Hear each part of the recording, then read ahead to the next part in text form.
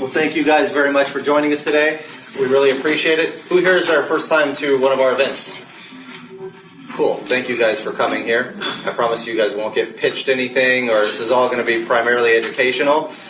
We do have, all of us up here throw different classes and things like that. So if you like the information, please feel free to reach out. So just to give you guys a little background, I'm a CPA. I've been throwing the For Investors by Investors events in Long Beach and Manhattan Beach for a number of years now, and that's more of a no sales pitch real estate investment club that's in the process of becoming a nonprofit right now.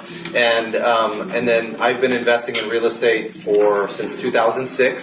So I had some fun during the downturn and learned a lot of lovely lessons that you can deal with, and picked myself up, dusted myself off, which is what a lot of people need to do in this industry, to learn a lot of fun lessons. And since then, we flipped over 600 houses. We flip about 10 a month right now. I've been investing in a lot of private money loans, on hard money loans, as well as in some non-performing paper with these guys. And then also I have a short-term rental business. I invest in multifamilies as well, and do a lot of seller financing for my deals. So do a lot of fun stuff and help a lot of clients with their individual financial situation and their goals. So if any of us can be resources for you, then feel free to reach out. I'm going to start off by letting them do their own introductions. I'll start with Natasha. Can you let us know a little bit about yourself and what you do for a living? Sure. Hi, everybody. I'm Natasha McKinnon. I have been in the note business for about 2 years now. I met Jasmine at a real estate event similar to this. I think it actually was OC at the time. She was speaking on a panel. And I had been in real estate doing flips and wholesaling and rentals, but I had never heard of notes. And I really was thinking that it was probably illegal. I'm like, this can't possibly be real. So I wanted to go do my own research on it, and I had bad experiences before with real estate, lost money with various different things, of people selling the dream and gurus. Jasmine is definitely doesn't like to ever be called a guru, but she is amazing. And so once you get to know her and you realize how genuine and authentic she is, I felt like I could trust her and started getting into this business, and it's just taken off for me. She's kind of taken me under her wing, and I have multiple properties now, multiple JV partnerships. I actually help her now train people and work with her full time, so it's been a great experience. Thank you so much. Hello. See some friendly and familiar faces out there. So for those of you who know me and still hang around, thank you. I'm just excited to be here. Always happy to share the experience that I've had with notes and how you guys can capitalize on it. There's a lot of different ways to take notes, to approach notes, I should say. Been a real estate investor since, don't even want to tell ya. So 98 probably. I'm fun, but I'm old. And I really made my name maybe doing turnkey rentals. So I used to be a stockbroker, worked with Morgan Stanley and Dean Witter for a while. That's how old I was when they were Dean Witter. And transferred to San Francisco for a while, worked with them out of downtown as well. So for me, notes was a perfect marriage between real estate and trading, because I was not someone that can do traditional real estate, right? Driving around asking if you like the kitchen. So things like that were not a fit for me. So when I was working in Wall Street, I worked in World Trade Center. They blew up my building, and I decided I needed a career change at that point. And so I went back to real estate, which was I was raised, but I had to find a home for me, and that was notes. And so, I think you guys are going to really like notes as far as the vehicle and the difference and the uniqueness of it as a category. And I'm an open book, as I mentioned, so feel free to ask me questions. But I just want to bring you guys as much knowledge as I can today, so feel free to ask me as many questions as you have.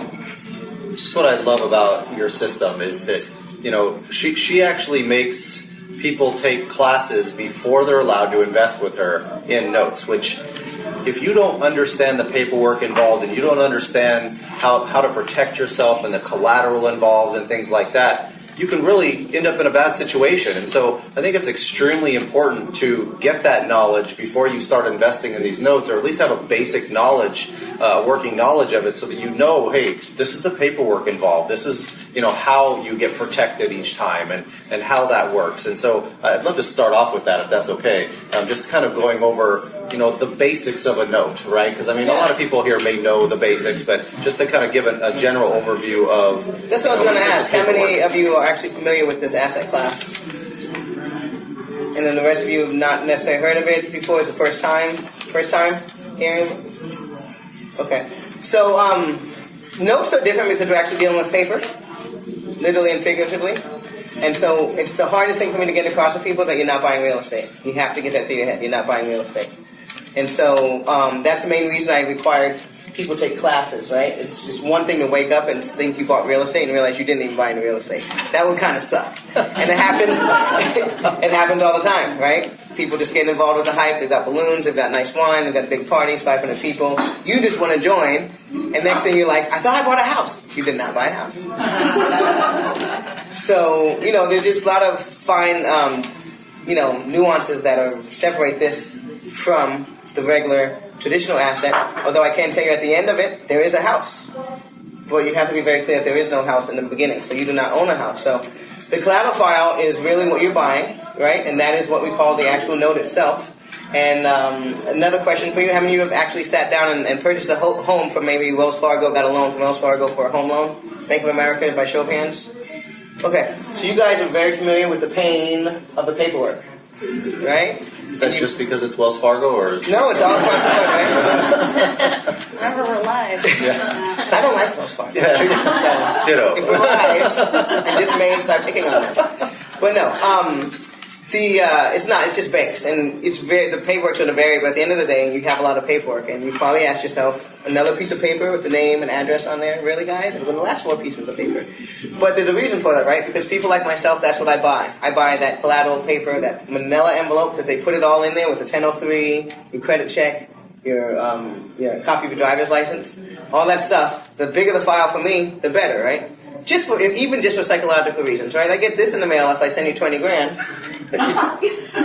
Right? Great. I get this in the mail if I send 20 grand. You feel a little bit better. I don't even know why, right? You just feel a little bit better.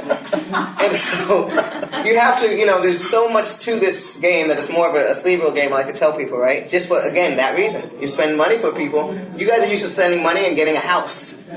What happens when you get a thin file like this? The psychological moment right there. You need to call someone. That's what the program's for. You get to call me and say, what in the world? Right? Because if you're sitting there by yourself in the room, you will go down the trail. I think I just got robbed. Just got paperwork. So paperwork's important, and that's what you're buying. So all that paperwork that you're putting in there, I want more paperwork so that if you default, I can find out more about you. Right? So the more that's in there, the easier it is for them to sell it to me. Now, those same people who rose your hand and said you've purchased or gotten a loan from a big bank before, have you also gotten that letter a few days later, months later, saying please forward your payments to another person? Yes? That's me!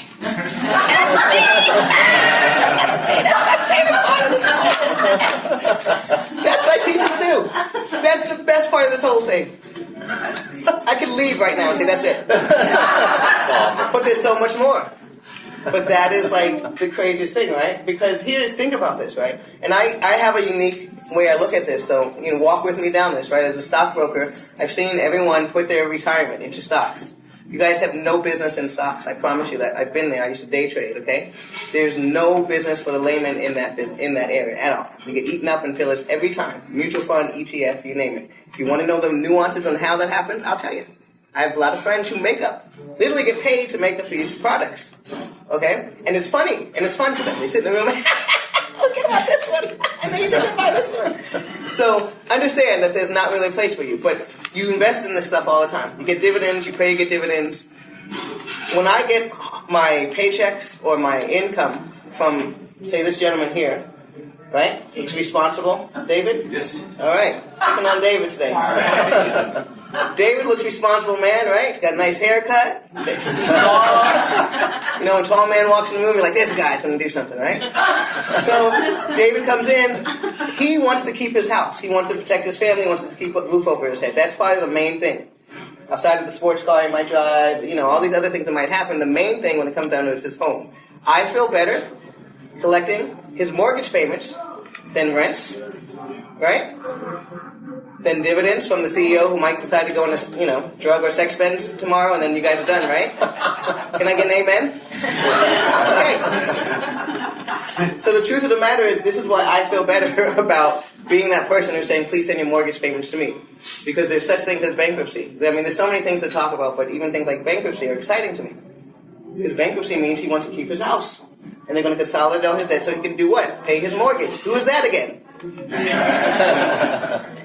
So, that's the main thing. When you sit down and do the paperwork, that's what you're buying. You're buying the promissory note, the deed, and you need to understand if the paperwork is there. So, I never liked paperwork. You learn to like paperwork. I can imagine, definitely when you're talking about buying notes, you literally are spending $25,000, $50,000 and you're left with one file and you're going, literally, I just bought a bunch of paper and Takes a lot of you're going, wait a minute, I have nothing but this paper right now. It's a little scary. And a lot of times when you're buying these non-performing notes, you don't get the paperwork for a couple months. Oh, yeah. And so it's kind of scary when you're going, great, I just bought this non-performing paper and I have nothing for 4 months. I'm just sitting on it going, great, he said what 4 do I months. do? He did say that. And let me tell you why. All right? Look at this guy. He's going to leave the room already. I'm out. I'm gone. So, why would it take 4 months to get a collateral file? Anyone give me an idea? More or less because, for one, they have to establish the payments being made with the original bank. Then they have to forward that over to your bank. So there's a lot of stuff involved, right? Hit the nail on the head. So, he's not succinct as far as what they're actually doing, but there's just a lot of stuff that has to be done. And more importantly, I want you to understand this. Not one of you can look me in the eye and tell me that you went to a bank and anything happened fast. It's not changing now that you're in the note business either. Okay? Banks are slow. So, let's think about this. Big banks, literally and figuratively, have storage areas, Kentucky, Tennessee, Raiders of the Lost Ark, right? We're old enough to remember that movie? Okay. Yeah. That's what it looks like. They got to send the guys down to the plant, find your one file amongst the millions that they do, and they got to send it back. And if that guy's on vacation, then they wait till he comes back and they send it. They mail it to the mailroom. So they got to get a signature from the president, he's the only guy that can sign the note over, right? Because we want it signed properly. So we got caught up in someone's honeymoon this summer. You didn't get our file till you got back. But this is a manual business, and so one of the toughest things for you guys to understand is that we have been trained by the banks, per se, to want microwave money. Why? Because long money is where the profits are, okay? So NASDAQ, distraction, okay? More money is in the bond market than will ever and has ever been in the stock market. Look it up. Why? Because it's long money. It's true. That's where smart money goes, to the bond market. They're not playing stocks all day. And so this is even longer money, right? It's banks. 4 months to get a file. Imagine the profits at the end of that. Why is there a bank on every street? Because there's huge profits. We don't touch deals unless they have double digits, right? That's pretty cocky, right? That's like, I don't want to touch unless it's double digit return. A lot of nerve. So there's a reason there's a bank on every corner. This is a game where you have to be ready psychologically because, again, they have to do what they have to do, and it's not going to speed up because of you. So a lot of people just get kicked out of the business because they cannot deal with the anxieties that come along with the business. But that's what we get paid for, right? We get paid to take the risk. And I think that's important to understand too. Is when you look at notes in general, you see a lot of people see risk like what you're talking about, and there's a lot of ways to mitigate that risk. Just by understanding what you're buying and understanding the collateral involved to protect yourself. Now, obviously, there's still risks, and there's nothing you can do about some of those risks. And there's things just happen sometimes that could cause you to lose money, like a major drop in the market, or you might have an insurance issue, or there's tons and tons of different risks. Please. We're kind of resistant to drops in the markets. Well, yeah, and that's what's great. So if you go buy a non-performing note for pennies on the dollar, and you're looking at, say the house is worth $100,000, and you have a note for $50 that you're going to buy for $15,000 or something like that, or $25,000. You're pretty safe when you're looking at the actual overall value of that property, unless it needs major renovation. You got to cut that down a little bit in some of those cases, but you want to look at the current value of that property as is, right? So yeah. It's interesting. People ask it all the time, that very same question, but at the end of the day, you've got to think about, the beautiful thing about the notes is that there are so many ways to mitigate your risk. There's more risk than the law allows, right? Than you even want to know, but there's also an answer for all of that. So I'll take you through a brief example, going back to David, right? You buy his note. There's a ton of things that can happen before you get to the property, okay? And if you buy right, they can all be profitable strategies. One may give you a 15% return. The further you go down, you might make a 65% return. And somewhere in between there is where you land if you have to take it all the way down. So you have to learn to structure your deals and buy right so that the longer it takes you to buy, the more money you're going to make. That's why banks don't care how long it takes. The longer it takes, the more money I make, right? So going back to him, I get his note. He hasn't paid 5 years, 10 years, 2 months. Who cares? Think about this. At the end of the day, now I need to find out what he's all about, the individual. He's either A, been saving, because he knew the day was going to come when someone's going to knock on his door and say, hey, what are you going to do? And he's ready to do a reinstatement or a payoff, right? Reinstatement meaning paying all his back dues, or pay me full at the bank and let me walk away. If he reinstates, he's ready to start making payments, but he wants to stay in his house. Tasha and Matt, I don't know if you know yet, they bought a property maybe, I don't know, a month ago, if that, and yesterday I got a check in the mail for $550. She's like, I didn't tell you that yet. This is what can happen. He bought a note. He thought his plan was just to take the property. David, if this was his house, had other plans. He wants to keep his property. David got up and researched how many times his house was sold and who was the last person it was sold to, and it was me. Sent me a check, didn't ask me any questions. He's like, I want to keep my house. So now they have a performing note. The double digits return. I'm going to tell you right now, they did not pay that much. So when you do 500 and you multiply it, they're going to be I'm reckoning to say over 20% return. Now they have a question. Do they want to keep it? Keep them in the house? But again, you will not come to me complaining, Matt, because he wanted the 60% return by getting them out of the house. Now he has to take 20% because this guy wants to stay in his house. There's goodwill to pass around, right? Let's keep him in his house. Let's collect out 20% because you are not getting that from the bank. You are not getting that from your bond. You are not getting that from your JV partner. You are not getting that from the flip guy you lent it from. You know it. You know it. Okay? And it's less risk because he wants to stay in his house. I'm not worried about how many houses you actually flipped, whether you're going to be able to get that sold on time. All that risk that happens when you do, I know I was there. So you cannot talk to me and say, oh, it was pleasant. It was not. It was nerve-wracking. It wasn't. It was nerve-wracking. You know it was. And so this is the difference. He wants to keep his house. All I know is that we're going to keep getting payments, and then we're going to say, hey, if we miss one, we missed the payment. Okay, let me see what I can do. And this is the same guy who had the water bill. So now we have, again. Awesome. Yeah, awesome, right?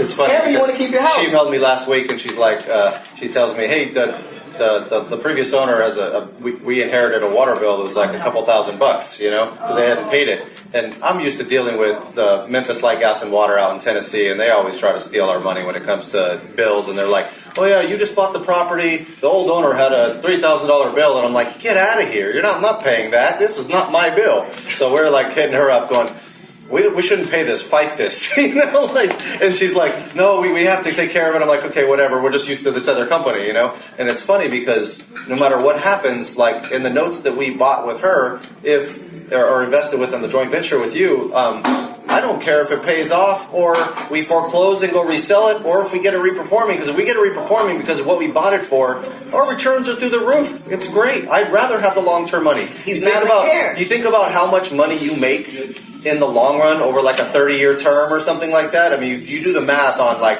what your loan is versus how much interest you actually pay if you look at the bottom of your amortization schedule. Yeah, it's amazing. You're making triple the loan amount back. It's pretty unbelievable. And so if you can go through and buy it for a discount too, it's even better. And that's amazing. Yeah. So, and there, can I give one example real quick? Please. So we just recently had a property that we had a lady that was in our group who had very little money. She kind of followed Jasmine around for a few years, and all she had to her name was $5,000. I'm not kidding. And so that's very hard to make it work when you're trying to buy a note, even though this was a really small entry to get into the business. So we ended up finding a note that she bought for $4,000. And we're like, okay, at a mobile home in North Carolina that had been abandoned for 10 years. And nobody else would have bought this note. It was like stuff was growing over the mobile home, but it was on 2 acres of land. It was near a lake, and we thought, worst case scenario, we can just foreclose on it. No one's living there anyway. And we'll sell it for $40,000 as is. There's someone who will want the land. So we were on our way. We were in the midst of the foreclosure. All of a sudden, out of the blue, the people decided to move back from Florida, and they decided to give us an entire payoff of $12,500. They said, hey, we want the house. We're just going to write you a check. Tell us what we owe you. So we got a full payoff. So were we a little upset because we wanted $40,000? Yes, but it was a nice surprise for her to double or triple her money within 3 months. So it just goes to show you, like, there's so many different things that can happen. You go into it thinking, this is exactly what I want, this is how I'm going to do it, and then the no gods laugh at you and say, haha, that's not going to happen, we're going to do what we want you to do. So you have to be prepared for anything, but just know, like Jasmine said, there's always ways to make money in this business, and do the right thing too. I didn't follow why you would have liability for the water zones and never. So, notes are different than the game that he's doing REOs, right? And so as a lender, you need to be responsible to the city, because this is why lenders get in trouble, right? Because they put people in homes, a lot of them, that may not be qualified in the beginning. Next thing, the city is stuck, and this happens over and over again. Then you have water companies that can't pay their bills, Flint, Michigan, all these things. And so, at this point, lenders are the ones who it all falls on. So you have to understand, you as a lender are the parent to this whole economic system when it comes to housing. So if the borrower decides to leave his responsibility, there's a water company, there's a city who needs taxes, there's property taxes, all these people that are still stuck. And they're looking at you to say, what's going to happen now? Now, I don't necessarily think it's fair, but at the end of the day, you prepare yourself for that, because this is how you get people on your good side. So I do want to touch base on this again, because the beautiful thing about this is you get something in the mail, you don't freak out, right? It's a $1,000 bill. Is it occupied? This guy, he knows he owes water, right? He wants to keep his house. I was so happy at this point, because when I got that check, that means he wants to stay. So guess how much bargaining power I have over him in paying this bill. You want to stay in your house? There's a $1,100 water bill that needs to be addressed. Surely you've had that on your mind. And I'm expecting him to say, oh, I do have that here. I haven't paid rent my mortgage in 4 to 5 years. I should at least have $1,000 to pay the water bill. And if he doesn't, then the message is clear. Attorney, we're going to continue to march down the foreclosure line. Otherwise, you got to be responsible, right? Everyone knows, and that's why I love mortgage over rent. The homeowner knows they have to pay taxes. The homeowner knows that they have to pay those. They will lose their house to them, not just me. They'll lose the tax to the tax guy, right? So it's a little bit more mature and a responsible conversation.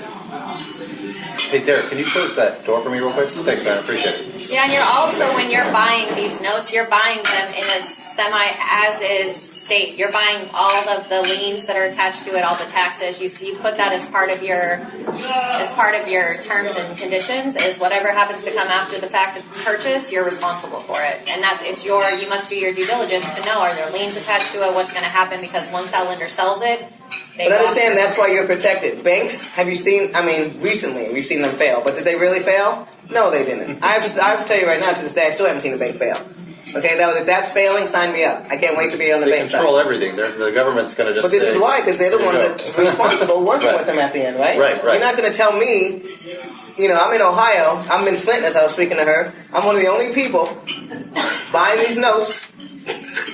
Only person right now, and got his plan to put people in it. The city is not telling me to kick rocks. They're like, hey, Jazz, you want to come to town? Let's do some dinner. They're like happy to do it because you're taking so off paper. they want to work with it. So a lot of times you can go back and fight. So I was telling Tasha that I do respect that, because it's dependent on the situation, right? Mm-hmm. If you're in Flint, you go and talk to them. Look, I'm the only one coming. They'll probably waive it. If there's this and the other. If it's, it just really depends, because the cities and counties that are the ones that rule how things work.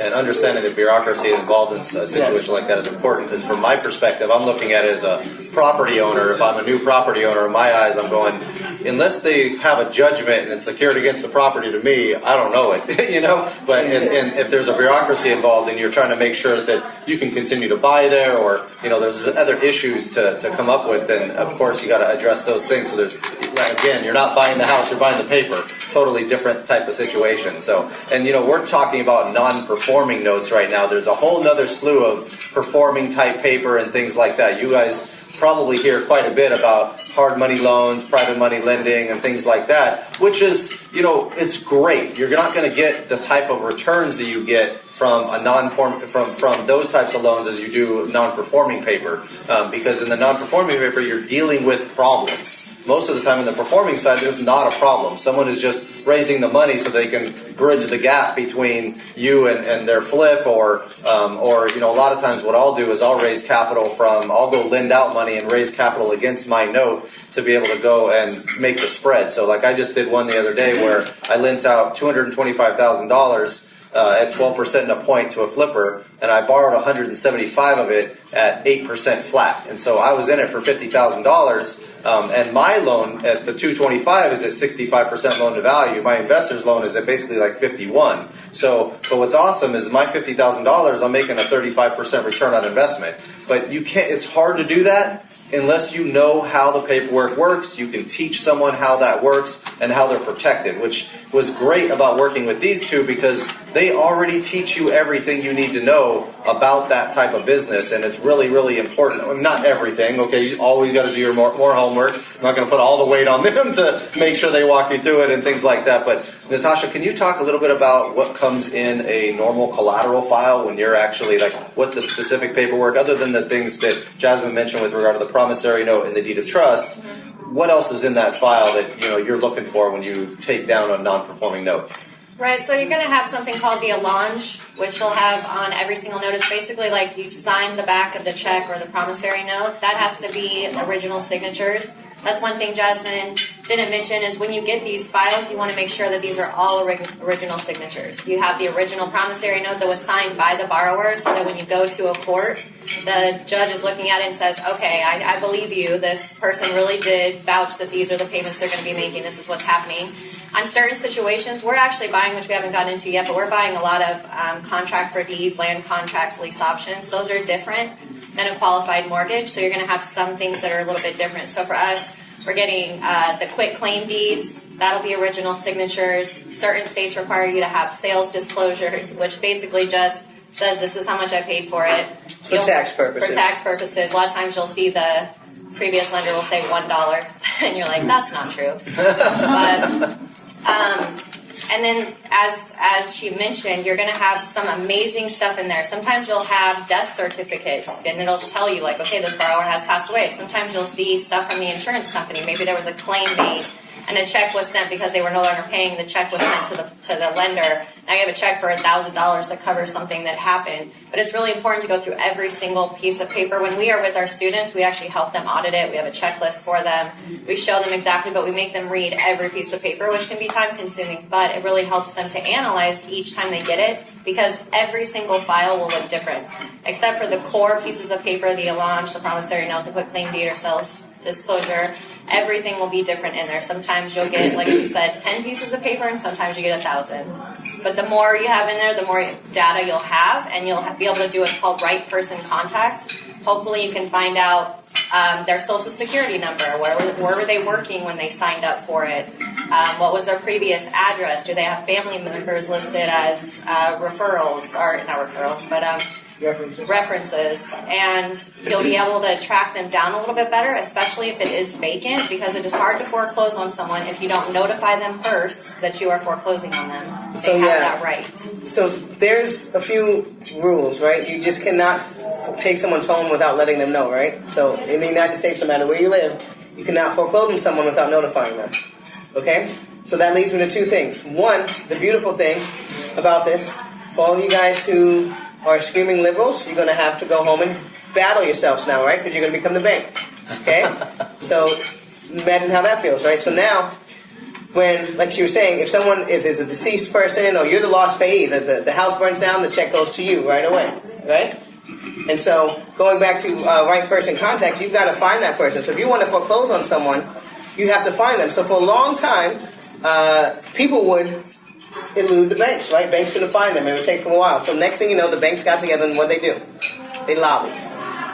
They lobby for the publication thing. So now all of a sudden we have this thing. We all know it now, but for a while, there was a time when publication was not an option. But they lobby for that so that they can stop chasing people around. If they couldn't find you after a certain amount of time, you publicate in the newspaper for a certain amount of time, right? You familiar with that? It's called quiet title, right? Basically, is that what you're talking about? No, not necessarily. Not Just quiet for the title. full, Okay. yeah, for the Just full for the foreclosure, you have to publicize before the sheriff's sale. Let everyone know that the house is going to be auctioned up. But that came because the banks lobbied. Why do I take time to tell you that? Because I need you to understand. You are now the bank. When the bank lobbies for something, you win. Dodd-Frank's gone. I don't know how to feel about that. It hurts the bad little people, but it makes me more money. Right? You got basically high-powered attorneys working for you now, right? So. Right. Whatever the banks get away with, you get away with. Yes, sir. Trustee sales, when the newspaper's in the back, Yeah. sometimes you find trustee sales. Yep. That's what we do, yeah.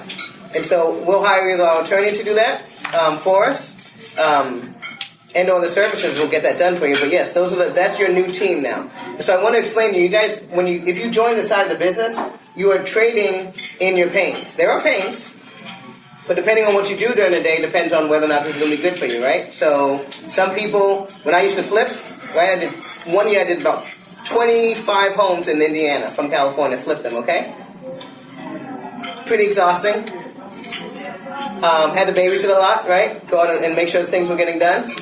And so those were my headaches, right? Where are my French doors? You promised me French doors. Never got any French doors. Okay. Did you use tape when you painted?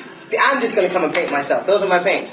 Now we have different paints. We wait for a while. We're taking too long for the bank. When's my signature going to come? I got a paper cut the other day. I mean, things are... But it's different, right? You get pissed off now.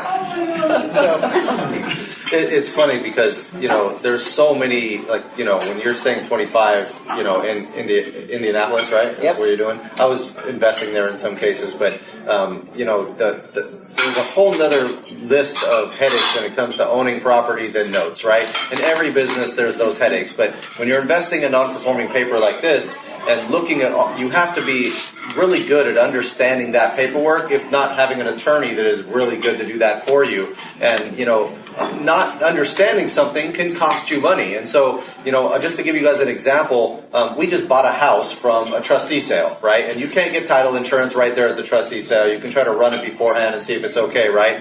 But what had happened was we bought it, and my attorney was reviewing it right after we bought it to get the proper title and everything, and they originally started a foreclosure process on that homeowner, in which case it then got reinstated because they started catching back up. And then they signed all the reinstatement documents, they defaulted again, and then they foreclosed the second time. And when they foreclosed the second time, they wiped out a second mortgage. But when my attorney was looking through all the paperwork involved, they saw that on that original reinstatement, the wife signed for the husband because the husband died. Instead of just telling the bank that the husband died and then she could have signed for it, she forged the husband's signature. And so therefore, that was an illegal reinstatement of that mortgage. So then when that was an illegal reinstatement, then they didn't really have the right to foreclose on the reinstatement in the first place. And the second mortgage should have never been wiped out. So what happens now, right? We can go try to call the second, but I'm not doing that. I might have to wait 10 years for the statute of limitations to come off before I can go resell that property with title insurance. However, we're going back to the previous foreclosure attorney and seeing if they'll insure title because it was their mistake in the first place, because it's either going to be their liability insurance that has to cover, and if they won't do it and they're going to fight us, it's a $100,000 house. I'm not going to go spend $25,000, $30,000 on legal fees to go fight a law firm when fun. Let me go sue a law firm for doing it wrong, or the insurance company that has deep pockets or something like that. I may win, but I really didn't because I had to spend so much money. I might as well just hold it and nothing will happen in the long run. But these are the little intricacies. And it was so obvious the L's were exactly the same. I'm like, you've got to be kidding me. But it's that type of thing that can really bite you down the line, even if you're investing in these, non-performing paper and things like that. Could you imagine if you bought that reinstated paper and then that paper was never really valid in the first place? And my attorney was just comparing signatures. That's one of their checklists, is comparing them and make sure that they look right. So, it's those little things that you start to watch out for when you're investing in non-performing paper. But once you get good at it, it's really lucrative. Natasha, can you go over one of our deals specifically and how that worked? Just some of the numbers involved, what we bought them for, and what the kind of goal is. I don't remember if you remember those right away. You're doing so many of them. No, it's fine. So.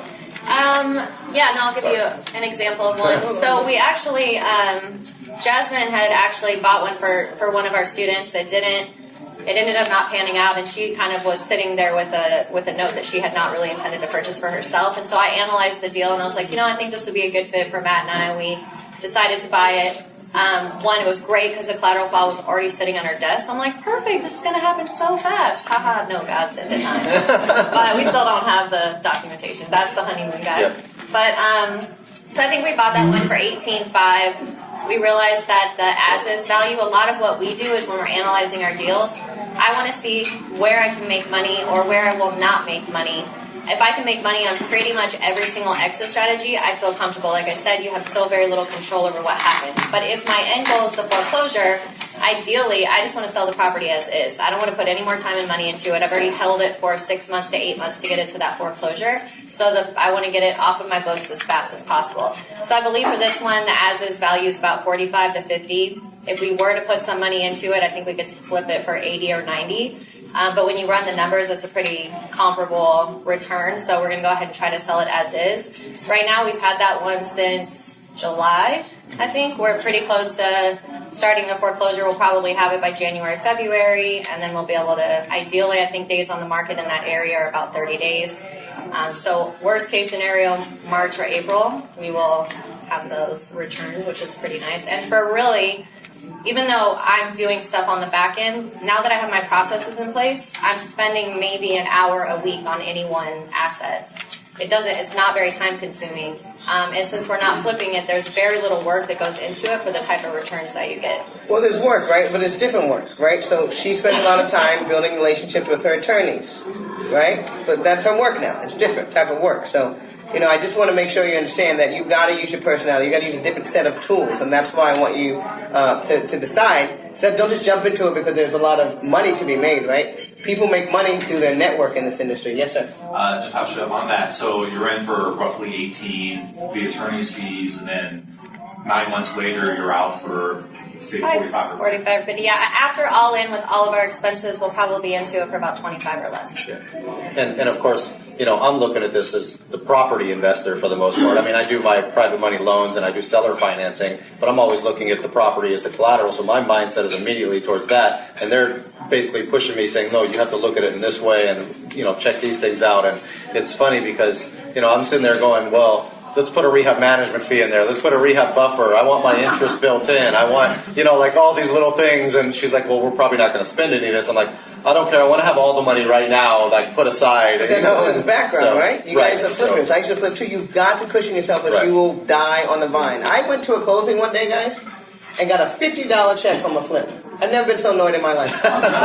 Okay? Because the longer it takes, your money shrinks. The lender gets his money, so that doesn't happen in the note game. And that's what I want you guys to understand. When you're flipping, you've got to do all of this. When you are noting, you have to understand that you have no idea. You definitely want to prepare, but it's only going to go one way. There's 20 ways it can go, it's only going to go one. And so prepare for all 20, and in whichever way it goes, you're fine.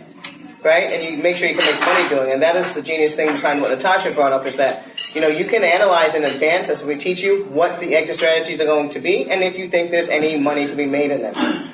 Yeah, and I have a little budget sheet I created, which has been far more advanced since I started working with him because I have to add in all these fees. But I also, even since then, I have a new one that I've created even more so where now as I do more deals and I close more deals and I see what's actually going to happen versus what in theory is going to happen. I've added, I think I have 6 different things that show, okay, if they start paying, but I have to do this, but if they start paying and then I have to foreclose, like I really have every single thing analyzed. So ahead of time, I just type in my numbers, it populates everything for me. I know, is this really worth my time? And if there's too small of margins, the biggest thing I can tell any of our students is do not get emotionally involved in the outcome.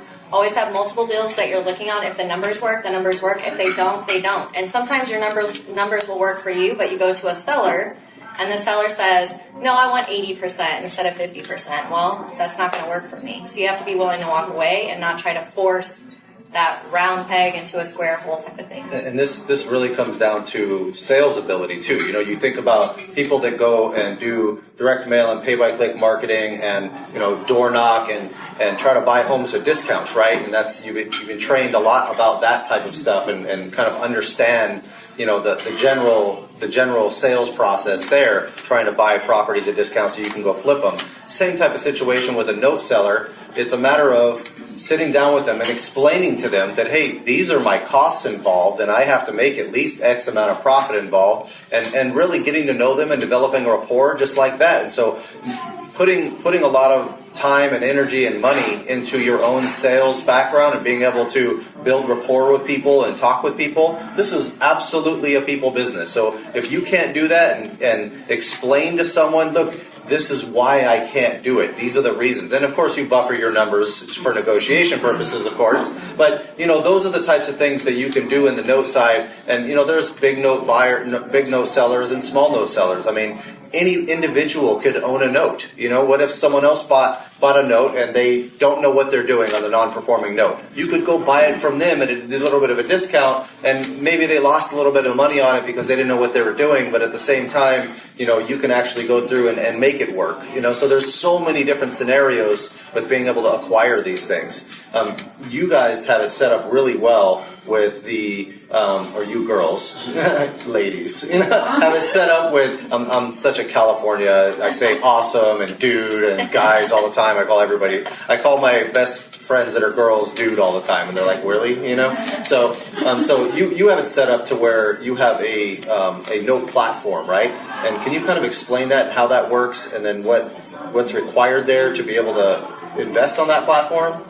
Yeah, so I think most of you can attest that inventory, right, is a big issue. Finding your assets, finding deals.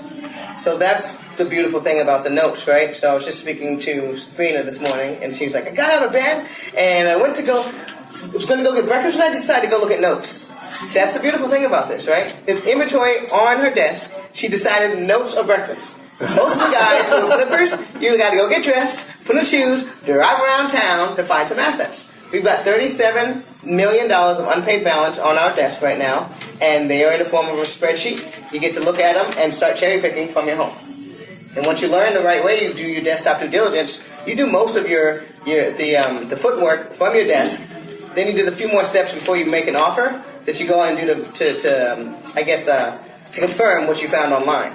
But yeah, our trade desk, we have a trade desk, and it's right now we're going through some changes. We are online right now, and then we're going to put it onto we have a website being built, a platform that we're going to put it on. But as of now, you get a link, and you have full access to it. You have to be seasoned to go onto there. Again, you have to understand this is just not the average product, right? There are people living in homes, right? So I don't want to give you this information. It's got the name, the social security number to David and his family, and then you're out harassing him. That's not how this works. So you've got to fill out an NDA, right? I ask you, if you have it, you be responsible. You don't share that link with everyone. Again, this is people. Now, I'm not sure that they want to do fraud, and steal identity of people who are non-performing notes, but still you don't know what people are going to do, right? So be careful with this information. There's NDA you got to fill out. There's a vetting form for you guys who have no training. I want to see what you've done so I know that you will go out there and not hurt the people that are living in the homes, right? Tasha just had to foreclose on a single mom with kids in the house. So she handled it very well as far as I'm concerned, but that's what I'm looking for, right? At the end of the day, when you leave our program, you can be the banker you want to be, okay? But know that we're teaching you here that you can make money and goodwill at the same time. Is that awesome? Like, right? We're all I'm not going to hell with this. We're going to make money. We're going to go to heaven. Different approaches in real estate. You have different teams to help you out. So this is very unique. What?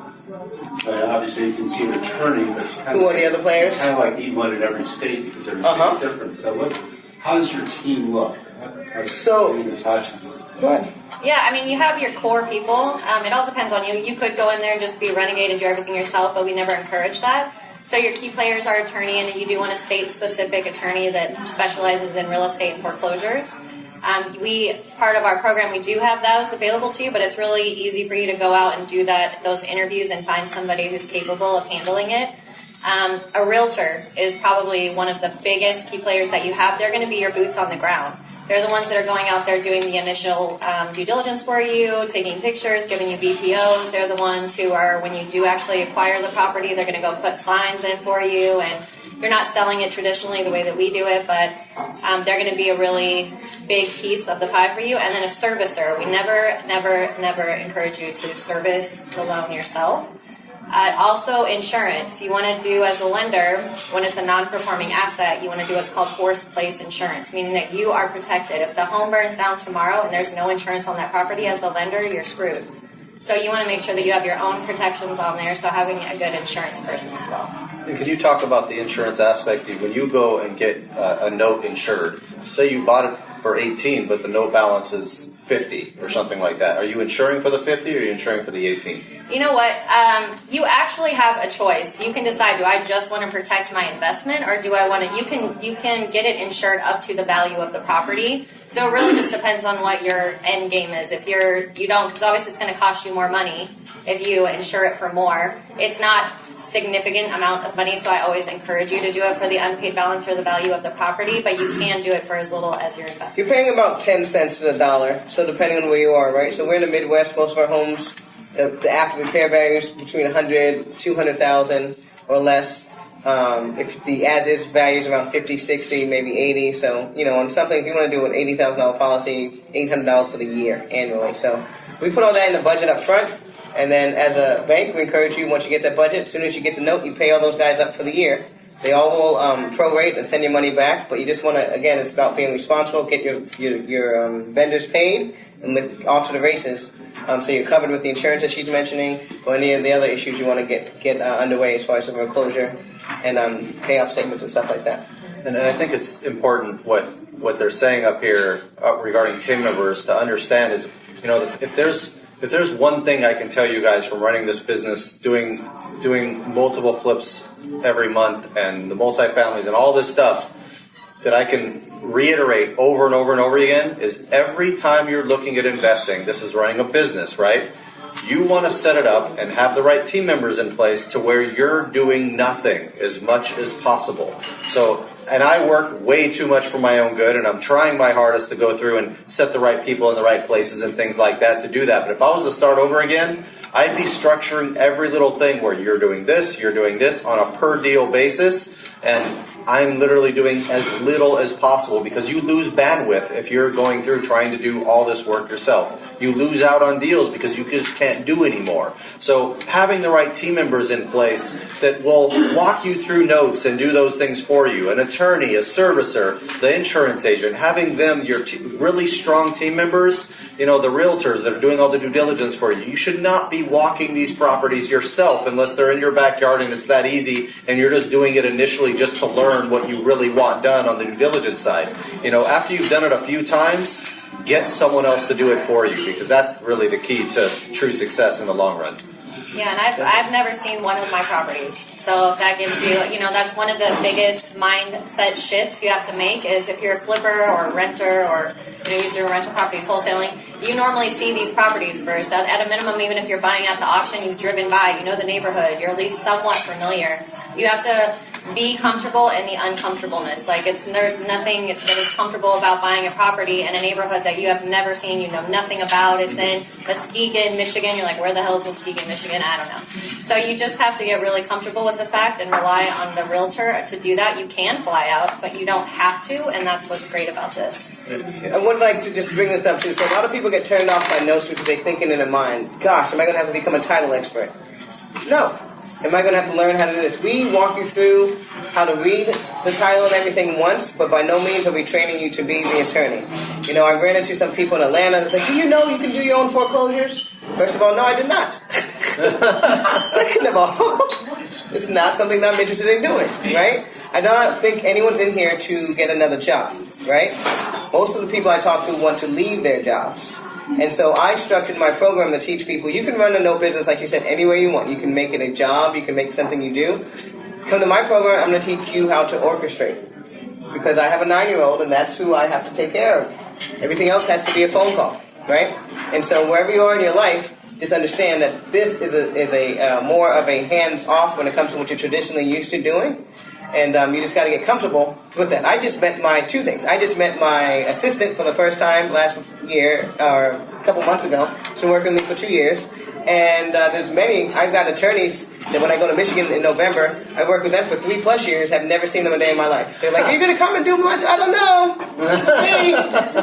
See? So just, you can build strong relationships without being present. You can find good assets without being present. You can make money without being present. Because a number of the team members you mentioned are location-specific, the state-specific attorney, local realtors, do you then decide to focus on a specific area and develop that area? Highly encourage that in the beginning, 100%. But at my point, when you get to my level of it, you're anywhere. I am everywhere from Kokomo, Indiana, to Baltimore, Maryland, which I don't encourage you guys going out there, but I tried it. They're not friendly to lenders. But I can buy anywhere. I'm in Michigan, you name it, Kentucky. I love Kentucky. But yeah, I do like to, if something's in my area, I'm even more excited about it. But it's very easy, as you mentioned, to build that team. What you have to remember is that, and this is one thing you take from this, good deals find money and teammates, period. If you have a deal that's screaming, you will never have a problem finding the funding for it, and she can attest. I don't know how many notes she has now, and she hasn't put a dime on the ground for it. You can find a decent asset. You'll get a realtor to run out there because he can't wait to be on the other end and sell it for you, right? So it's all about how you present yourself and what you have in your hand. Are there certain states that you steer clear of, or at least put kind of on the New York, list? Baltimore, right? Because New York and Jersey, these places can take 2-3 years to go through foreclosure. Florida, I don't particularly like them. They can be long, especially if it's probate. You get a house, someone's dead, that can take forever and a day. I'm sitting on 2 years now on one of my assets in Florida just trying to get this thing foreclosed, and the guy's dead. So I'm just trying to, and the funny thing about it, this is what happens. We finally had our foreclosure sale date scheduled, the auction, September 11th this year. Anyone remember what happened September 11th in Florida? Hurricane. Yep. So now I'm on the to be determined list. They're going to reschedule me something any moment now, I'm sure. Any moment. But these are the things. So when I tell you I have over 1,400 assets on my trade desk, that's what you get preoccupied with. You don't fall in love with this one and cry every night because my Florida note's going to take forever. No. Meanwhile, I've made money in Michigan. Like, this summer was phenomenal, how much money I made in Michigan, okay? So I'm not worried about Florida. When she calls me, all it does is agitate me. I call it. And it's really cool when you have relationships like these girls up here. Like I've gone another level where she has the work outsourced to other people. She's talking about an hour a week and stuff. And I'm more than happy to partner with her and split profits with her for just raising the capital or bringing the capital to the table on a deal like that. I have way too much more. I have a 2-year-old. Like, it's harder than the 9-year-old at this point. Money. Yeah, so, Money. that's what's interesting. I'm going slow to start with this to make sure, okay, I understand it, I'm learning it, I'm going to your note class and things like that as well so that I can learn because I don't understand, I've never really done all the paperwork before for a non-performing note. I've done tons of the performing stuff, understand the paperwork very well, but when it comes to the non-performing stuff, there's definitely things that I can learn and understand, and in reality, I'm just waiting for a couple of these things to really start moving because we started this, a few months ago, and it's interesting because I'm going to go crazy once this happens because I see the profitability involved. It's like I'm going to go for $50,000 a month. Like that's really what my goal is, and I have capital investors for doing this over 10 years now, raising capital for my own flips and things like that would love this stuff. But I got to look at it from their protection standpoint because no matter what happens. If something goes bad, I'm going to make sure they're paid off no matter what from my money, because it's my private investor involved. But at the same time, like I see this blowing up like crazy because the returns are unbelievable if you really look at it. I mean, think about it on the note she just said. You're talking about an $8,500 investment, call it $25 after attorney's fees or $18,500 plus attorney's fees, all that stuff. You're talking about $25 max, right? If we go sell it for $45 and it took an entire year to do, which it probably will not happen. It'll probably take, 6 months to 8 months or something like that. But if it takes an entire year involved, then we're looking at basically, if we net 45 on the deal, we're looking at, $20,000 difference there, 10 each on a $25,000 investment. I'm making $10,000. Which he didn't really do much. I haven't seen him in my office yet. I did zero except for review the stuff she put together. And honestly, the communication's been awesome. She puts it on Trello, all the updates consistently. And I don't know if it's her military background or what that made her want to do that, but it's been great, and just looking at that aspect of things and having the right team members in place. You have to vet your team members and go slow and walk it first. But once you get somebody, that is works with you well. Like I have a client of mine that in the very beginning, very, very nervous about, investing in promissory notes, very new, started off with, $100,000 on one property, and had a ton more money than that. And in the beginning, he was scared to death. He's like, you might be in cahoots with your attorney. There may be like all these things wrong. And I'm like, you're right. Here's the paperwork. Here's how you get educated. Here's all the documentation. Here's a ton of referrals from other people that have gotten their money back. And you go through that due diligence process on every team member. I'm like, do a background check and a criminal check. Look at all the different, go through that process initially and start slow. Now he's telling me, I got $2 million. Can you just sign? I'm going to lend it to you. Can I sign a power of attorney for you to sign my trust deed releases? I'm like, no.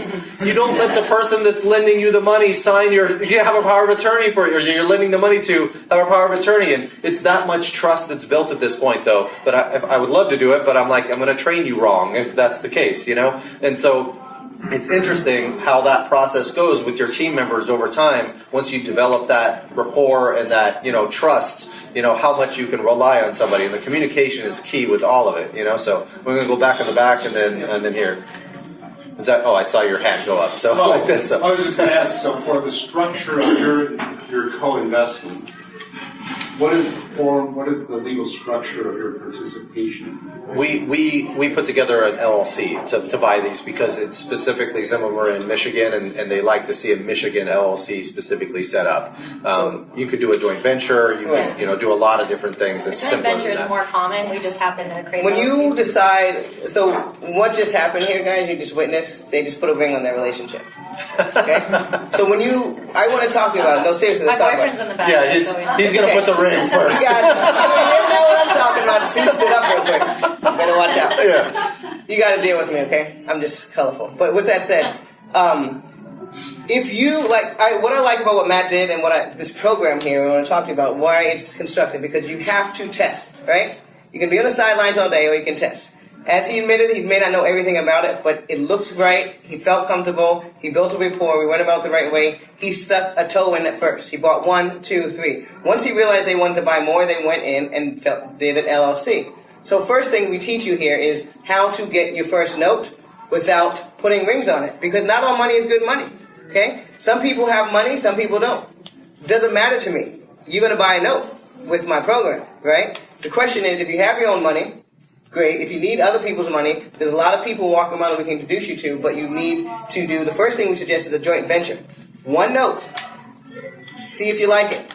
This is a rodeo ride, okay? You don't want to wake up and have 10 notes. What kills me is I see a lot of these people online, and we just bought our first 15 notes from so-and-so. 15? At the same time? Wow. Wow. Yeah, it's great. You take one, figure out if it's for you afterwards, because a lot of stuff happens, right? I have a husband and wife team, some of my closest friends, almost in tears one day because I didn't answer my phone. I obviously called her back, I was traveling, but good friend of mine, we've done flips in San Luis Obispo together, like traditional, basic flips. Okay, I convinced them to buy our first note. Now they're addicted. They're actually going on a road show, but let's fast forward. Before that happened, because notes are crazy. Once you, at one point, got a letter from the city saying they were going to demo, knock down the entire property because it needed to be whatever, demo, destruction, whatever. She's like almost in tears on the phone. Jasmine, they said this house is worthless and will knock it down. All I can tell you is that we're going to do a road show now. A couple months later, they're going to sell that house for over $120,000 and walk away with $50,000 in profit. I just had to get her through the emotional. Like, the city does things because they don't know any better. They have one move. It's called wall, right? They say, we're going to knock this down. You're not knocking anything down. Call them up, talk to them. Yeah. But you have to know how to deal with these situations, right? So buying 15 could give you a cardiac arrest. I'm going to tell you that right now. You buy one, you test it out, you see if this will work for you, right? You take, and so again, back to the program, it's $39.95 for 1 note, okay? We want you to buy 1 note. That price is for the coaching and for us to be there for you. It does not include the price of the note. But again, we're not building a mousetrap. I think a lot of people out there build mousetraps. This is a program where I want you to come and buy 1 note. If you get it on that 1 note, off to the races. Go to the trade desk, buy on your own. Most I've ever had is someone buy 3 notes from me. Somebody said, I want to buy a bankruptcy note, performing note, and a non-performing note. So that you're there for me the whole thing, and then when it's done, I know everything. After that, I don't see them again. And not like in a bad way, but I want you guys to be independent, grown investors, not dependents, not a mousetrap. A lot of these guys are building mousetraps. Whether you know it or not, you continue to go back to that trap every single year, don't you? So don't do it. This is a program. You're going to buy the note. You're going to learn how to do it. You're going to go on your own. We will continue to be in touch, especially if you succeed. Why? Because that's what I want. I want to build a team, a network of peers out there who know what they're doing the right way. So when I sit at a table, I find a note. What if she's at the end of it? Good day for me, right? I don't know who owns it. What if Dave owns it? I know him now. So that's my goal. You want to know what my end goal is? It's not $39.95. It's to get you guys out there on your own so I can have a friendly face when I go to the next conference. Because you guys are going to have notes that I don't have access to once you get into the game. Yes? Yes. And that's what's cool. For those of you guys who know, our typical systems is that I don't typically promote classes and things like that. But when I heard about Jasmine's system, about literally, it's basically $4,000, but it's built into the cost of the note. Like it literally is for an asset. It's like me going through and saying, hey, I'm going to help you flip a house, and I'm going to charge you $4,000 to learn how to do the thing, and you're going to make 20 on the house, by the way, or something along those lines, or you're going to make 15 on the house. So it's all built right into the system. So it's not like one of those typical, like, oh, hey, let me go upsell you the next $50,000 course. I got nothing else. What I mean? And that was what's really cool is I'm like, great, you're making money while you get your education. That's like, in my eyes, way better than anything I've ever heard. It's unheard of. So and keep in mind, you have no right to bring in other people's money into this scenario. You should be using your own money. You really don't have a right to bring in other people's money until you learn this business in detail and understand the paperwork involved, which kind of leads me to, Natasha, can you go over a little bit, when you're analyzing an initial note, what are the main things you're looking at to try to protect yourself on a specific note? Like what are you, what are the things that are going to protect you the most on buying one? Great question. There's some key factors that I'm looking at. Since I don't know the area, I'm very reliant on various websites for data. So I'm looking at the crime. If I'm looking at the crime in that neighborhood, that street, that city, if I ever have to fly there as a single female by myself, am I going to feel comfortable walking down the street? Or is there 4 murders that just happened next door? I'm probably not going to buy the property there. Not to mention, one of our favorite things to say is, would a single mom of 3 want to live there? Would she feel comfortable? Could we resell it to her? Schools. Those are always huge selling points for you. If you have high-rated schools in the area, people want to move to that neighborhood just so their kids can go to those schools. So I'm just going to interject real quick, because that's the 1-2 punch. A lot of people want to overlook it. It's the simplest thing, right? I want to buy notes in areas that I live in. I live in a small town called Poway. Good schools, low crime. 1-2 punch. I'm finding every Poway in the nation, and I'm buying notes there. Okay? Simple. Go ahead, sorry. No, you're fine. The other thing we're looking at is just, as much as we can, come up with our comps. Again, like I said before, a lot of what I'm trying to do is as is. What can I do to get in and out of this property as quick as possible? And I ask the realtors, I do my own due diligence on, but I'll ask the realtor, assume that these people have destroyed the home. It's the worst thing you've ever seen in your life. What can I sell it for? To an investor, to a flipping formula, one of those guys. Right. Yeah, somebody who wants to live there and fix it up themselves, but what's the bare bones minimum that I'm going to get for this property? And then if I go in there and HGTV it, make it the prettiest house on the block, what am I capped out at? Because a lot of times your neighborhoods won't warrant marble and won't warrant these higher end things. So what am I going to top out at? Once I have that kind of data, I feel pretty confident about making my decision. Okay, I know this is an area I can sell it in, and these are my parameters or the range of what I can sell it for. So you're looking at the loan to value on the property, as well as the loan to value on current value, and the loan to current loan value as well, as all those different factors, and as well as, is there already hair on that deal? Is there a bankruptcy in place? Is there going to be other liens? Is there other issues on it? So those are the types of things you want to Yeah, I'm running a title report. I'm always running a title report before I buy that property. Like you said, on that asset that you guys bought, a lot of times when you're at the auctions or things and you're buying them as REOs, you haven't already done all that. You haven't run the title report. You don't know a lot of stuff. You don't know when you go into it. But before I buy it, I want to know what liens are on there, what taxes are on there. 100%. You can know that ahead of time, because I'm going to budget that in. It doesn't necessarily scare me, but at least I know I'm prepared and I've budgeted it. Economics is another huge thing, and that's something that's unique to what we do with the program as well. I'm an econ major, so I swear by it, right? So I want to know if there's population there, right? Not that I haven't. I've had the challenges that I've stepped up to, and I ended up buying a note in a town with 790 people, not next to anything.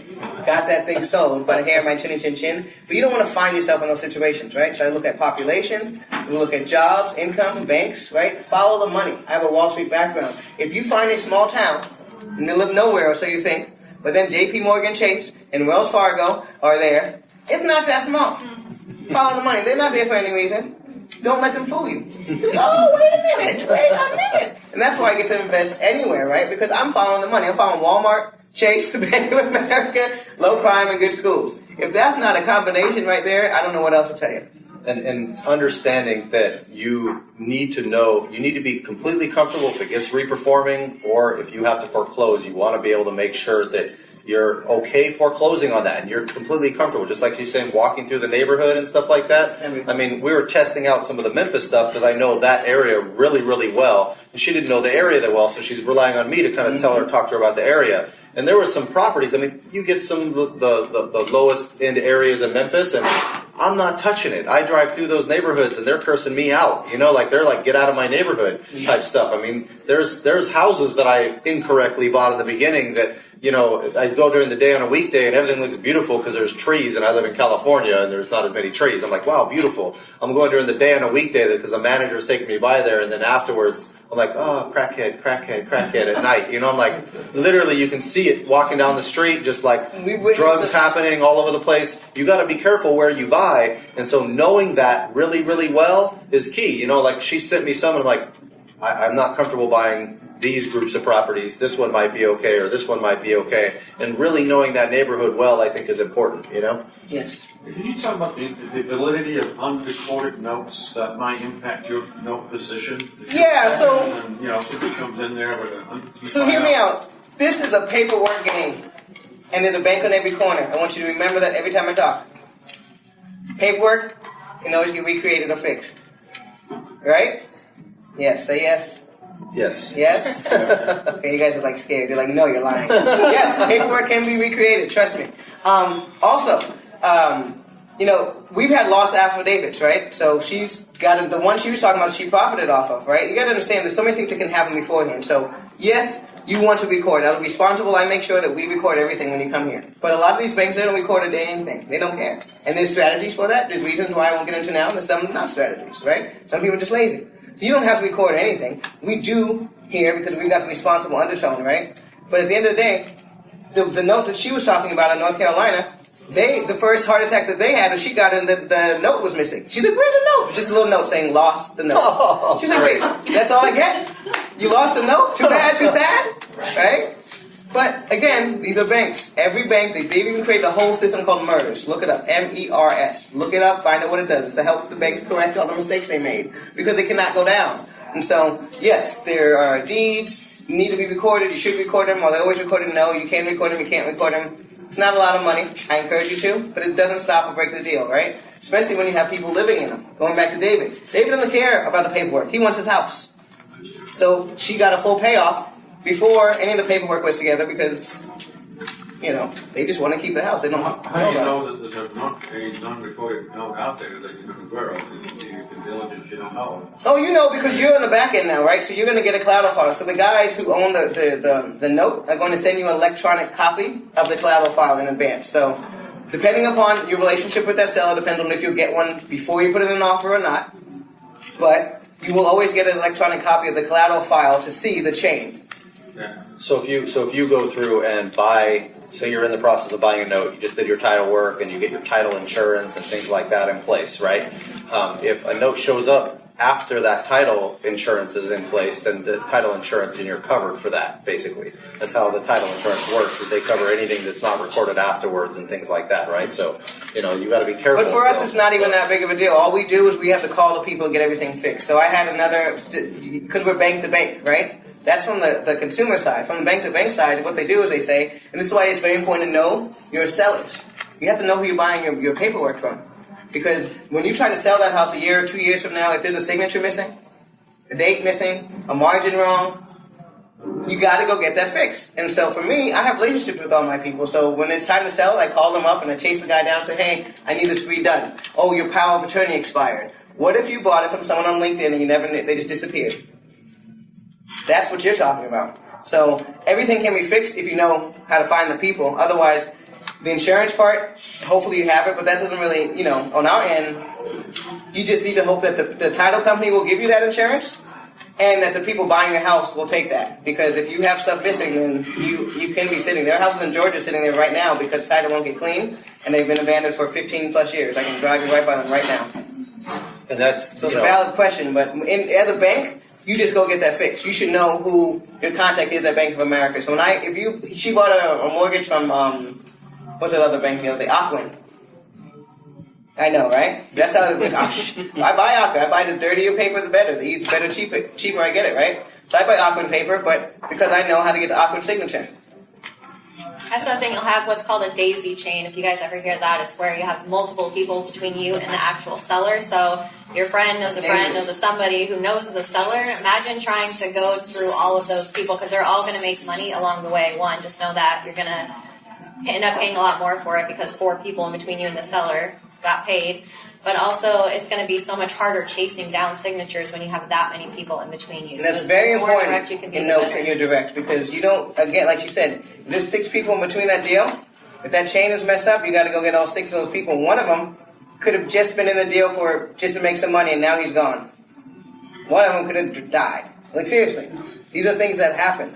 And so you got to be responsible. You're opening up a bank, you're a lending institution. So when you open up your LLC to do notes, it's not one of those things where you don't pay your taxes and you shut it down the next year.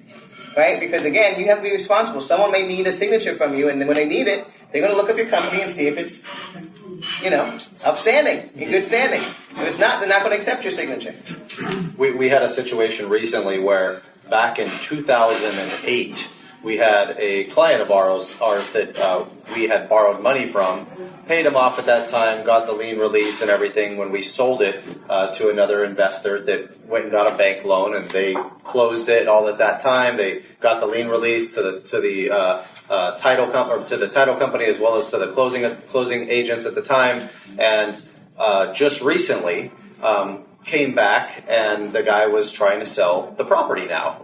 This was like 2008 compared to now, right? And now he's trying to sell the property, and the new title company is saying, hey, we're missing this lien release from this one person involved, right? And so we go and we try to contact that other person, and she knows she got paid off and things like that. And she's like, well, send me the proof that I got paid off back in 2008. Oh. And the closing attorneys or the closing company that did the closing originally is no longer in business after the crash happened. And so now he's having to go through his title insurance at the time, which he had to track it down because he wasn't really as responsible. He didn't go and get, he didn't have his original purchase paperwork, which he should have had in the first place, that shows that lien on the HUD closing statement and things like that, of course. But he had to go track down who his title insurance company was in the first place, then go through and now make a claim with the title company in the first place because he bought the property, and when he got the Citibank loan on it or whatever, that lien was wiped out and everything, and we have some random person just trying to steal money, saying, "Show me, where we got paid off." And it's interesting because these types of situations happen, and she just happened to be dishonest. Let alone, someone else that you died or something like that happened, or you just can't find them because they're off the face of the earth now or gone. So there's issues like that come up, but you can protect yourself through the proper channels with title insurance and reviewing those documents and things like that. Yeah, and then again, the best way to protect yourself is not get involved in the daisy chain. Okay, at my trade desk, we're direct to all the sellers. Okay, so it's me, and a lot of this just happened recently. Some of them I had to make my way to. I've never had more than one person between me and the seller. So Natasha, for example, Harbor Financial is a big seller of mine, right? They're a huge hedge fund. They buy direct from Fannie Mae. $500 million every time. Okay, a couple thousand notes. For a while, when I was new, because you guys are thinking, well, how do I just walk up to Wells Fargo and get in? You don't. Okay, you got to earn yourself into that. So when I started, there was me, my broker who knew Harbor, and this is what I do my deals from every time. At one point, just as life happens, this guy did something. His paperwork got messed up. The Harbor got a little frustrated with him because he wasn't recording. This is what actually happened, see? He decided he wasn't recording anything because he was just in between me. So I'm buying quick. He's like, I'm not going to record anything. Why would I? Jasmine's going to record in 10 minutes later, right? So he didn't record anything. Harbor started getting annoyed because he's got like thousands of notes now, Harbor, that still in their name. And Harbor's like, dude, I sold these like almost a year ago.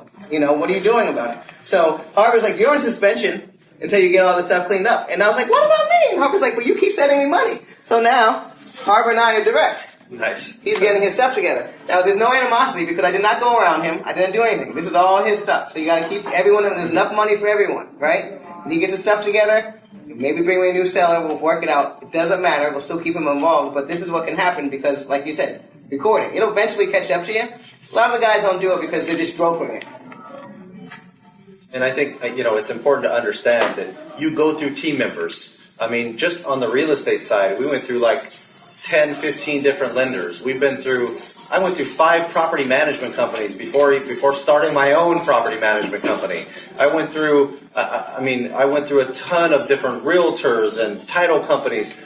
The way I found my title company now is I was about to buy a condemned home, and my title company that I was using at the time didn't catch it, and the seller's title company did. And I was like, well, I'm moving over to you now. Thanks. And they've gotten my back ever since. And, it's amazing how you go through team members. Sometimes, things happen in people's life. They change. They fall apart. There's a lot of different things like that occur. So, keep an eye on those team members. Make sure that they're still communicating with you correctly. There's a ton of different problems that they can come up with. Just talking about the management side, someone might be bad with repairs and, great with leasing or bad with accounting or, there's a ton of different things. And you have the same thing with title companies and attorneys and, realtors, and all of those things have strong and weak skill sets in different ways. So it's really, really important to understand what makes a good team member in that category. And it all starts with the communication. If you don't have good communication,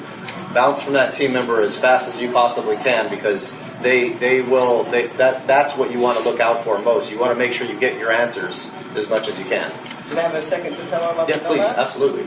So guys, I just wanted to invite you guys to what we call the non-performing note lab, right? So for those of you who have known me long enough, Sharon over there and everyone, we used to do a boot camp, right, with my other partner. But then I had a son and he went STEM. So now we're doing note labs, okay? So anyway, I love sharing that story. So in a nutshell, this is a 2-day event. It's November 18th and the 19th. It's going to be in Torrance.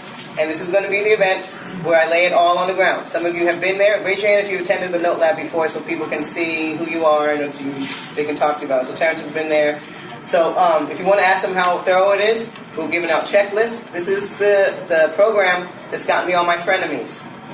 Okay? Because my competitors are upset because I'm leaving it all on the ground for you. Many people go to this note lab and they don't need a program. They can go out on their own. It depends on how quick you are with this. It's not about intelligence, it's about how quick you are, because this is a cerebral game, right? A lot of economics, a lot of spreadsheets. If you pick up on it quick, some people will take this and they just go.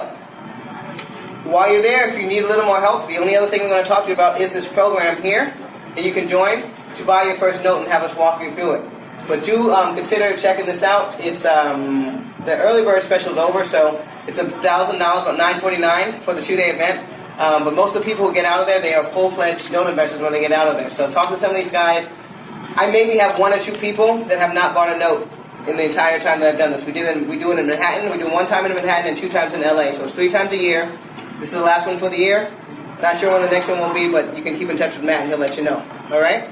It's interesting because I just got back from this weekend in San Diego at this flip hacking event, basically, and it's how to flip properties and set up a system. I've been doing this for 10 years, and I'm still taking classes on this stuff, and I learned so much at these events. Like, I actually took, the way I got into seller financing my stuff is I took a weekend course. It cost me about $850 for that course on notes in general. Like, I'm not talking about non-performing specifically, but these were, how the note works, walking me through the whole thing. I took a weekend course, and it gave me another tool for my tool belt where I was like, wow, I can actually start doing this. So I brought in a consultant, same type of thing as what they're doing, and they helped walk me through some of these things and taught me the paperwork in detail, and I changed my whole system. Now I sell half of my houses with seller financing to Japanese clients that live in Japan, or to self-directed IRAs because they can't get traditional financing, and then I go sell that paper on the secondary market to other people that want that cash flow stream.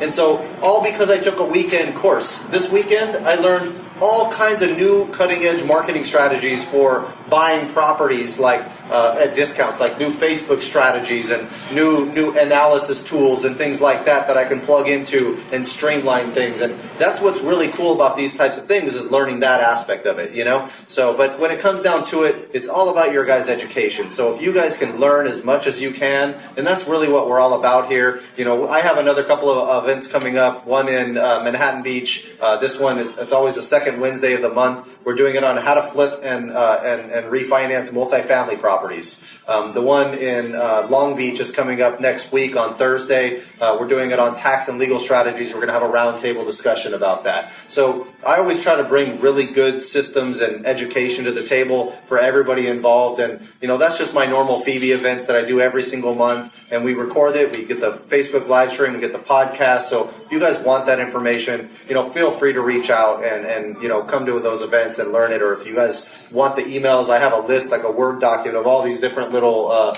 blogs. I need to put it a little bit more polished. Right now it's just a bunch of links to my Dropbox file. But we're going to go through it, and if you guys want that stuff, feel free to email us, and I'll give it to you as well. So there's a list of some of the recent deals that we've closed. If you just want to peruse these at your convenience, just to kind of give you an idea of what we're trying to accomplish out there. Most of the homes we pick, you'll pick up your notice, is about 33-40 cents of the value of the actual repair value. So take a look at these. I'll give you some ideas of these are actual notes that we've taken down. So a lot of them we may have success stories on already if you want to talk about them. And do you have your contact info on here and stuff like that? Or yes, contact information is on here as well. Natasha has business cards too. She's going to pass around. Please. So just we're pretty casual here. We don't spam and stuff. So I have an assistant. Her name is Deidre. Some of you know her already. She's got this simple instruction: call, text, and email. After those three things, you're not interested, clearly, right? So she's going to call you, text, and email, and ask if she did all those three things, and then you get back to us at your convenience. Because in case you didn't know, there's a lot of money here, so I'm not rushing for you guys to seal all the deals. But I'm more than happy to talk to you, those who are interested, okay? In addition, if you guys need to get a hold of me, my email is mpo@ocgproperties.com. I have business cards in the back as well. And, you know, before we commence, I want to actually bring up a nonprofit that I'm starting to push really hard for. I have a friend of mine named Andy McFarland that is based out of Utah. He flips about 30 houses a month right now and works 5 hours a week on his business. He set it up with the same guys that I've been that I went to the class with this weekend. And he had a brother of his that was working with his business. And his brother was in the military. And was flipping with him and things like that, and he noticed something wrong with him one day, where he was, really excited about getting involved in this outside nonprofit, wanting to help people, realizing that the true way to happiness is just helping people in general and giving back to people. And so this is how I've been successful too, is just helping as many people as I can along the way. And so resources come to me, capital, deals, people with relationships or tools and strategies. And so, I was really interested in what he was doing, because, he's telling us this story about his brother that, came to him and saying, hey, I'm really excited about doing this. He had gotten out of the military, a couple years before, and he still remembers this. He calls it his 11-15 challenge, where he noticed something was wrong with his brother, and at 11-15, he remembers it implicitly. He told his brother, he's like, look, man, I love you. I care for you. He told him how he really felt about him, which a lot of us don't do with the people we really care about, right? And we don't go out and express that information, that stuff, which is probably one of the most important things we can do with people in our life, right? And that day in the afternoon, his brother took his life from post-traumatic stress from the military, and he was the most thankful person that he at least expressed how he felt to his brother, but he wanted to help his brother's memory by starting a nonprofit that basically goes out and shares stories of other people helping other people, and going out and trying to challenge everybody to take that step of helping other people. And it's called Live Rad.